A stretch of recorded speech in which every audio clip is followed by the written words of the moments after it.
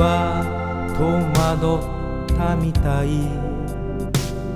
なぜ突然電話してきたのと言いながら、受話器の向こうに確かに君の声、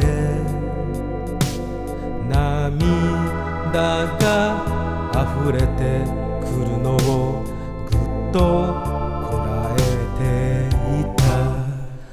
巡る季節は色を変えてゆくけれど、僕の心の中は君の色だけ好きだよ、好きだよ、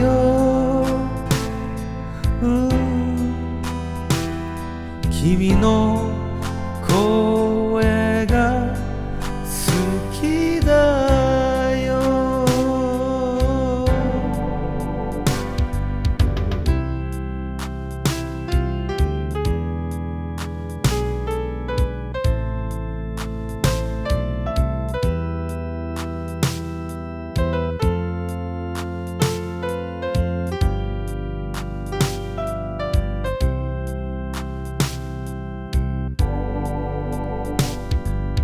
少し痩せたと君は話していたけれど、お互いに元気だと言いながら、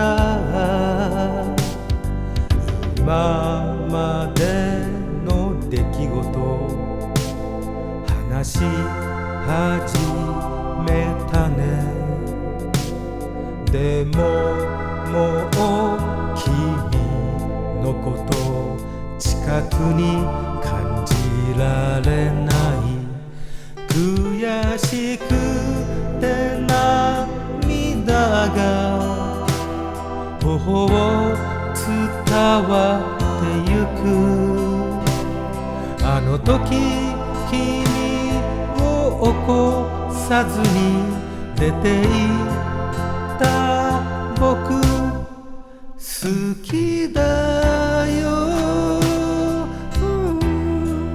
好きだよ、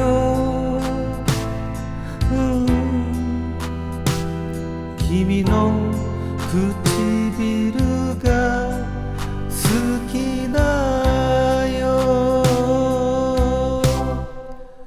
会いたい言えないこの想